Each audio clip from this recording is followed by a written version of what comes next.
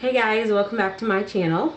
So this video is a very special video because I now have baby with me. And I am so excited, you guys. Marley is finally here. She was born on February 3rd, 2016 at 8:24 p.m. She weighed 7 pounds, 14 ounces, and she was actually 3 weeks early. So if you guys can imagine, if I carried her to term, she would have been a very, very healthy big baby. She has dark brown hair, dark brown eyes, and she looks just like her dad. And isn't that just so funny how that happens? We do all the work, we carry them for 9 months, and then they come out looking just like their dads. It is so ridiculous. But yeah, I wanted to go ahead and introduce you guys to her. So this is baby Marley.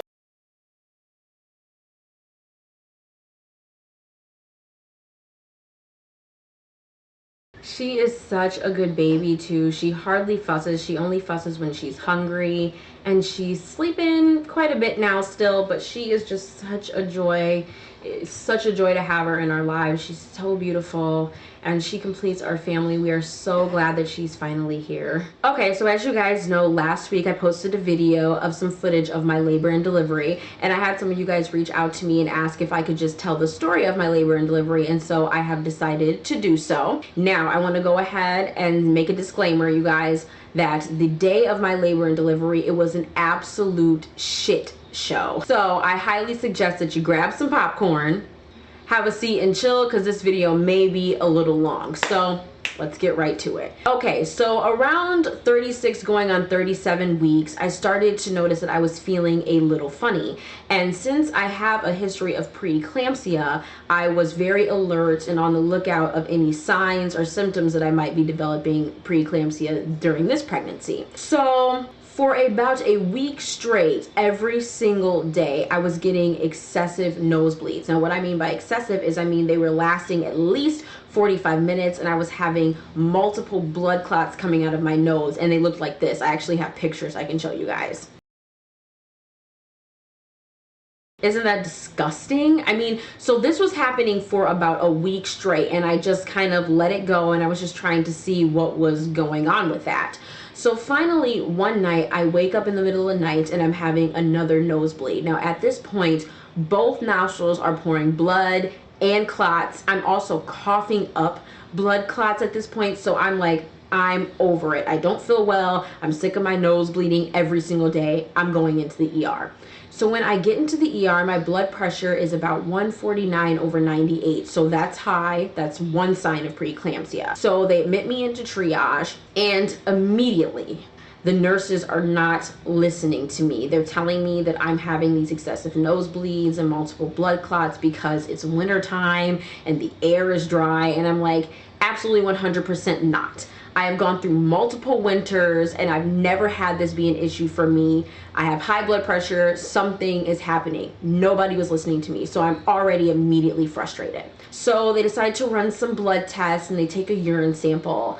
And when you have preeclampsia, you're going to have protein in your urine. So that's one sign of preeclampsia. So when they ran my urine sample, it came back and I had protein in my urine. Now, the level of protein that has to be in your urine to be technically diagnosed with preeclampsia, I was a 100th of a point off of that level. So they didn't technically diagnose me with preeclampsia that day. So they sent me home. They discharged me and sent me home with a 24-hour urine test, which if you've ever taken one of those tests, it is so annoying. It is such an inconvenience, but they sent me home with that test. They told me to take it and then turn it in and follow up with my OBGYN that following Wednesday.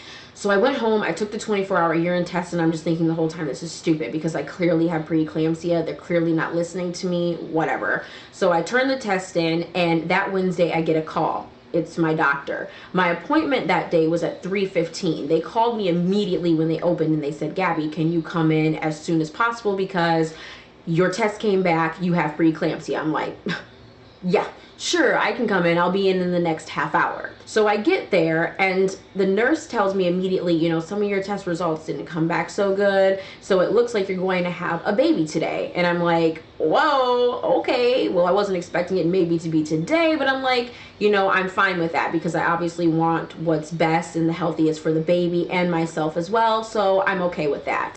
Then she drops a bomb on me, and she goes, but your OBGYN isn't in. So I'm like, okay, you mean like she's just not in the office today? And she goes, no, like she quit and she moved to Mississippi. So now I'm like, what the fuck? Because at this point, I just saw her last week. She did not at any point mention to me that she would be quitting in the near future, and that on top of that she'd be skipping states. So I'm like, what is happening? What do you mean she's not gonna be here? Like, what is going on? So at this point I'm freaking out. So they send in this replacement doctor, and she immediately rubs me the wrong way. I don't like her attitude. I don't like the way she presented herself to me, and I'm just like, not feeling it. So she basically comes in and says, well, nothing's gonna happen today. I wouldn't expect you to have a baby today. Don't count on it. And this is all based off of the fact that I wanted to have a VBAC. So that is a vaginal delivery after a cesarean. And she's basically saying that even though you have preeclampsia, I'm not going to induce you, because if I induce you, it's going to decrease your chance of being able to have a successful vaginal birth. And I'm telling her, look, I know that I wanted to have a VBAC, but if that's not the safest and the healthiest decision for the baby or myself, then it's okay if I have a C-section. Like, we need to do what's best for everyone involved at this point. Quit talking to me about VBACs. Quit talking to me about induction. Like, if you have to take her by cesarean, that's okay. So I'm telling her that. She's still not listening to me. At this point, I'm fed up. I don't know where my OBGYN is. This doctor's coming in, she's not listening to me. On top of the fact that the nurse already just told me that I was going to have my baby today, so I've called my fiance out of work, he's on his way. I've called my mom, she's on her way. My family's on their way. And her response to this is, well, you shouldn't have told anybody that you were gonna have the baby until you talked to me. So I'm like, you know what, lady, over you. So anyway, she says, okay, well, we're going to admit you and we're going to run some tests. But like I said, once again, don't expect a baby today. And so I'm like, whatever. So I asked her about my doctor, and I said, the nurse told me that my doctor quit. And she goes, no, your doctor didn't quit. She's actually at the hospital today. And I'm like, hold on. So the nurse is telling me that my doctor's in Mississippi, and you're telling me that she's at the hospital. So I'm like, what the heck is going on? Nobody knows what's going on. So one second I'm having a baby, the next second I'm not. The next second my doctor skips state, and now she's at the hospital. Like, what is happening? So I just leave. I can't deal with this anymore. I leave the doctor's office, and I go and I finish packing my bags, and I pack the baby's bags, and we head to the hospital. So when I get there, I immediately ask the nurse, like, hey, I heard that my doctor is here. If she's not going to deliver me, okay, that's fine. I guess I'm gonna have to accept that. But can I at least consult with her, because she's the person that I've seen for the last 9 months. She knows everything about me. Like, so can I talk to her? And the nurse goes, your doctor's not here. So at this point, my mind is fried. I'm just emotionally drained. I have no idea what's going on. I'm over it. I just want to see someone. I want to talk to somebody who's going to give me a plan, who's going to let me know what's going on at this point.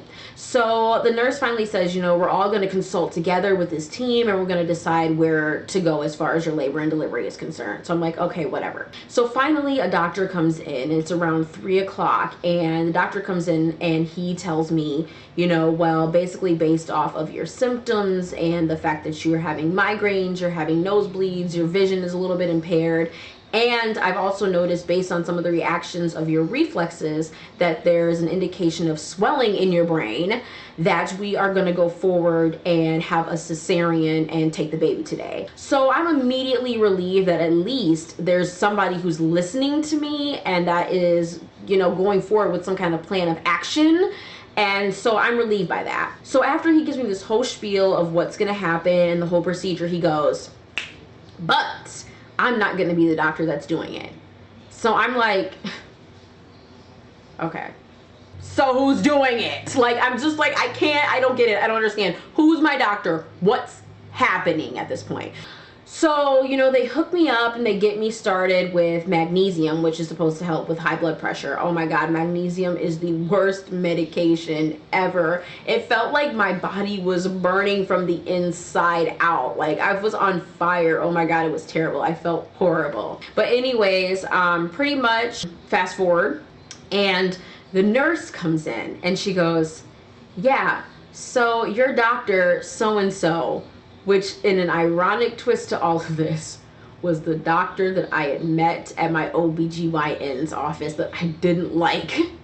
It's gonna be the doctor that's gonna perform your C-section. So I'm like, oh my God, I hope this woman doesn't kill me on this table, because we like literally did not get along. We're like butting heads, and I'm like, God, this is, what a day this is. Like, the doctor I don't like, you're telling me is getting ready to cut me open, is gonna be responsible, for my health and my child's health. Like, oh my God, this is amazing.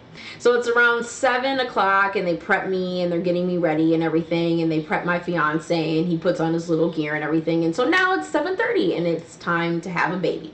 So they wheel me back into the room and they're getting ready to do my spinal tap. So they start doing that. They start at the bottom of my spine and they poke me. Pain. I'm like, oh my God, okay, fine, all right. And they tell me, you're too short and your vertebrae are too close together that we couldn't, get where we needed to go. And I'm like, are you freaking kidding me? Like, Jesus.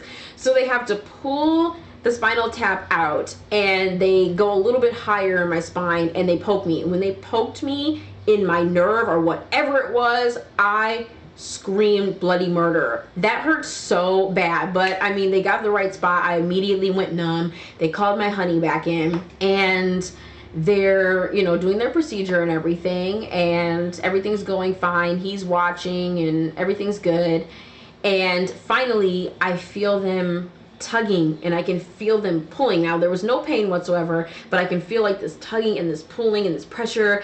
And then all of a sudden I feel like this one last final tug, and then I hear her crying and I immediately started bawling, you guys. Seriously, it was such a special moment.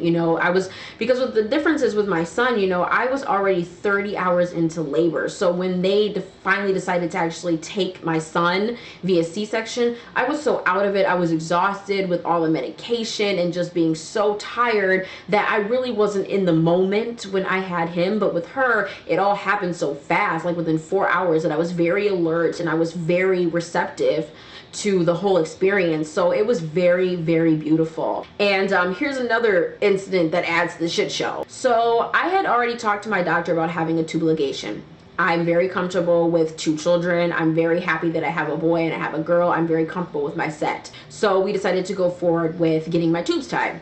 Well, the doctor that I had just met basically tells me, well, because it hasn't been 30 days since you signed your consent form, you technically cannot have a tube ligation. And I'm like, okay, whatever. So then when she comes back into the OR, we're getting ready to do the C-section, she goes, well, I might have been able to find a loophole, so we may be able to do the tube ligation. So I'm like, are you gonna do it or you're not? That was never specified. So when they're tying me up and doing all of this stuff, getting me sewn up and everything, I'm like, did you guys do the tube ligation or not? Like, nobody told me anything about that. So I actually had to call my doctor like 2 weeks later and say, hey, did you guys do the tube ligation? And she's like, I don't know. Let me check on that for you. And so she finally gets back to me and says, yeah, they did the tube ligation. I'm like, that would have been nice to know, like, in the hospital, but thanks for that.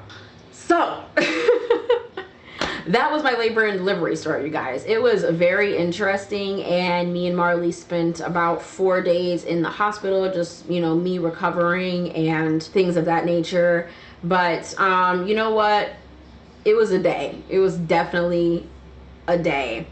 But I'm so glad and so blessed that she is here, that she's healthy, that I'm healthy, and I couldn't be happier. She is such a joy in our lives, and I am so glad that she is finally here.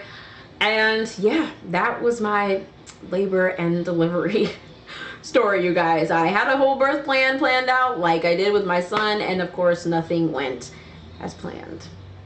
But like I said, I couldn't be happier that she's here. No matter how she got here, I'm just glad that she's safe and she's healthy. She's absolutely beautiful. And yeah, so I wanted to thank you guys so much for watching. As always, make sure that you hit that subscribe button so you don't miss any future videos. And I will see you guys next time. Bye.